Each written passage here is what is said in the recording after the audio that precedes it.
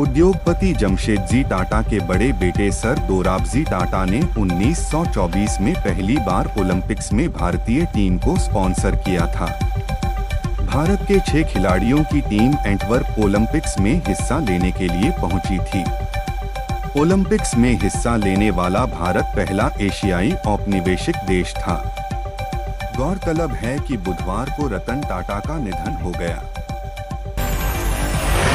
दिवंगत उद्योगपति रतन टाटा ने नेशनल जियोग्राफिक के मेगा आइकन्स सीजन 2 में बताया था कि 17 साल की उम्र में 3 यात्रियों संग जॉयराइड के दौरान हल्का एयरक्राफ्ट उड़ाते वक्त उसका एक इंजन फेल हो गया था। उन्होंने कहा था, पहले विमान बुरी तरह हिलने लगा। हालांकि हल्के विमान का एक इंजन फेल होने से उसके दुर्घटनाग्रस्त होने का डर नहीं होता। दिग्गज उद्योगपति रतन टाटा के निधन पर पूर्व प्रधानमंत्री मनमोहन सिंह ने टाटा सन्स के चेयरमैन एन चंद्रशेखरन को पत्र लिखकर शोक जताया है। उन्होंने कहा, वह एक उद्योगपति से बढ़कर थे। उनकी दूरदर्शिता और मानवता उनके जीवन के दौरान किए गए कई परोपकारी कार्यों से झलकती है।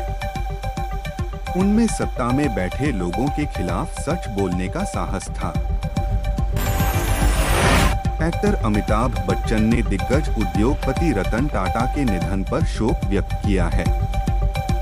उन्होंने कहा, एक युग का अंत हो गया।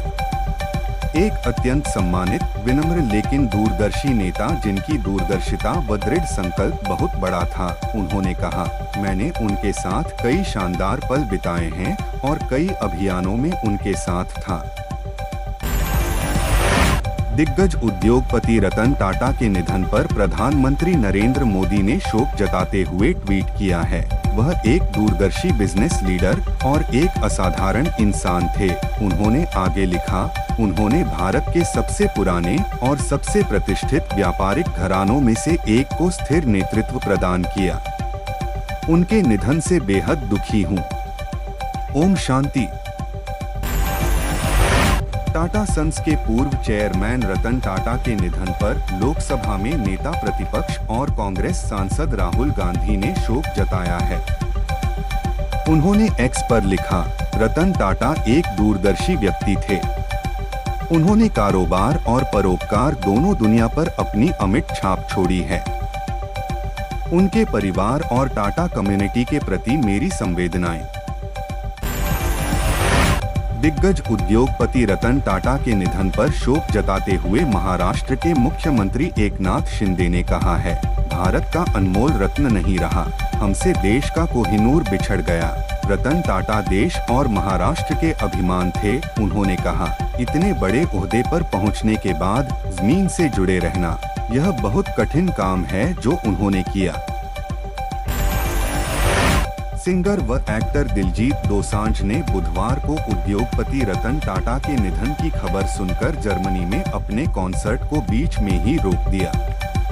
उन्होंने कहा, मुझे लगता है कि आज उनका नाम लेना जरूरी है क्योंकि मैंने उनके बारे में जो कुछ भी सुना था है, मैंने उन्हें कभी किसी के बारे में कुछ भी गलत बोलते नहीं देखा। उद्योगपति रतन टाटा के पार्थिव शरीर को अंतिम दर्शन के लिए मुंबई के एनसीपीए लॉन में रखा गया है, जहां लोग उन्हें श्रद्धांजलि दे रहे हैं। टाटा के पार्थिव शरीर को उनके आवास से एनसीपीए लॉन ले जाया गया और इस दौरान पुलिस बैंड ने उन्हें श्रद्धांजलि दी। उनके अंतिम संस्कार में केंद्रीय गृह मंत्री अमित शाह शामिल होंगे। 2010 में गुजरात के तत्कालीन मुख्यमंत्री नरेंद्र मोदी ने बताया था कि जब विरोध के चलते टाटा ने पश्चिम बंगाल में नैनो कार बनाना बंद कर दिया, तो उन्होंने रतन टाटा को एसएमएस भेजकर गुजरात में 2000 रुपए करोड़ के निवेश का न्योता दिया था। मोदी ने कहा था, आप देख सकते हैं